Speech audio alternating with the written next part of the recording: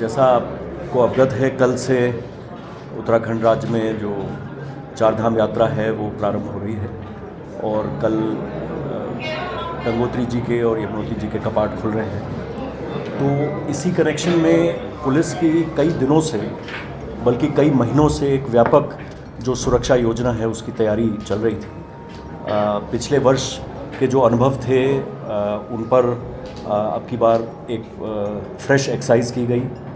और सभी जनपदों में जो चार धाम सेल हैं वो स्थापित किए गए, पुलिस मुख्यालय में स्थापित किया गया और एक विशेष आईजी गढ़वाल रेंज के कार्यालय में एक अलग से चार धाम कंट्रोल रूम अब की बार स्थापित किया गया है। जहाँ तक तैयारियों की बात है, एक यातायात व्यवस्था और चार धाम यात्रा सुगमता से चले, जो ट्रैफिक फ़्लो है, जो चारों धाम में रूट हमारे हैं वो एक सुनियोजित ढंग से वहाँ पे ट्रैफिक चले, इसकी कार्य योजना तो तैयार की ही गई है। और साथ में जैसा आपने पूछा, पहलगाम के इंसिडेंट के बाद जो सुरक्षित एक यात्रा संपन्न कराने की एक पूरी योजना है, उस पर भी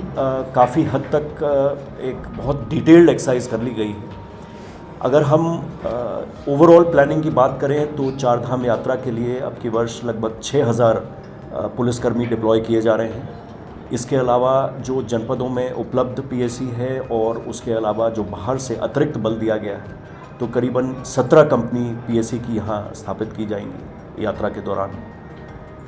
10 कंपनी पैरामिलिट्री फोर्स भी केंद्र सरकार द्वारा उपलब्ध कराया जा रहा है, जो शीघ्र ही जिसका आगमन यहाँ हो जाएगा। यात्रा के संपूर्ण मार्ग पर ड्रोन से कवरेज रहेगी, सीसीटीवीज़ चारों धामों में और उसके अलावा यात्रा मार्ग पे लगभग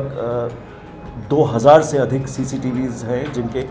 द्वारा पूरे रूट की और चारों धामों की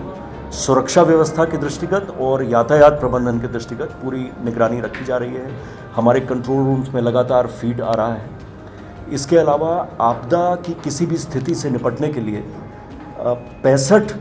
चिन्हित स्थलों पर आपदा राहत की जो हमारे एसडीआरएफ की प्रशिक्षित लोग हैं उनकी टीम्स एस्टैब्लिश रहेंगी। हमारे जो आतंकवादी निरोधक दस्ता है, गुलदार है, उसकी भी 10 हिट टीम्स विभिन्न चिन्हित स्थानों पर वो स्वचालित शस्त्रों से युक्त होंगे और तैनात रहेंगे। लगातार उनकी निगरानी बनी रहेगी। यातायात के दृष्टिगत अब की बार लगभग 136 पार्किंग स्थल और करीबन 56 होल्डिंग एरियाज़ अतिरिक्त से किए गए हैं, चिन्हित किए गए हैं, उन पर काम किया गया है, जिससे कि पर्याप्त संख्या में होल्डिंग एरियाज़ उपलब्ध हों और यातायात के प्रेशर और वाहनों के मूवमेंट को देखते हुए जगह जगह जहाँ पर हम लोग उनको होल्ड कर सकें, जिससे कि सुचारू रूप से यात्रा चलती रहे। सोशल मीडिया पे एक अतिरिक्त हमारा जोर रहेगा, उसकी लगातार मॉनिटरिंग रहेगी। जहाँ एक और हम सोशल मीडिया के माध्यम से जो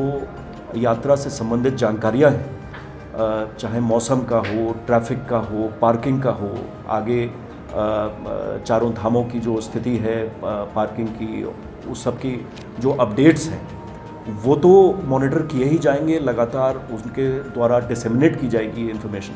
पर साथ में अगर कोई भ्रामक पोस्ट, कोई गलत जानकारी, उस पर भी तुरंत कार्रवाई के लिए हमारे पास सोशल मीडिया मॉनिटरिंग की टीम्स एक्टिव हैं, जिससे कि यात्रियों को सही सूचना सही समय पे मिले और कोई भी गलत सूचना या कोई अफवाह या कोई भ्रम फैलाने की स्थिति, गलत जानकारी, उस पर तुरंत चेक लग सके। पूरे यात्रा सेक्टर को अब की बार 15 सुपर जोन्स और अनेकों सेक्टर्स और सब सेक्टर्स में बांटा गया है और इस प्रकार अगर हम एक ओवरऑल प्रबंधन देखें तो चार धाम यात्रा को सुरक्षित और एक सुनियोजित ढंग से संपन्न कराने की तैयारियां उत्तराखंड पुलिस द्वारा की गई। सर, पहलगाम के अटैक के बाद यात्री डरे हुए, उनके लिए क्या संदेश है सर? देखिए, ये एक निश्चित रूप में एक बहुत ही दुखद घटना है और जैसा मैंने पहले भी कहा है, हम सबकी संवेदनाएं जिन लोगों की इसमें जाने गई पर्यटकों की, उनके परिजनों के साथ हैं और जो लोग गंभीर रूप से घायल हुए हैं उनके शीघ्र स्वास्थ्य लाभ की हम कामना करते हैं। पर जहाँ तक इस घटना को लेकर एक सिक्योरिटी अलर्ट की बात है, वो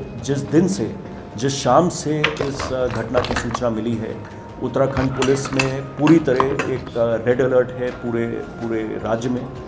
सभी जो भीड़ भाड़ वाले इलाके हैं, हाई फुटफॉल वाले इलाके हैं, सभी जो संवेदनशील स्थान हैं,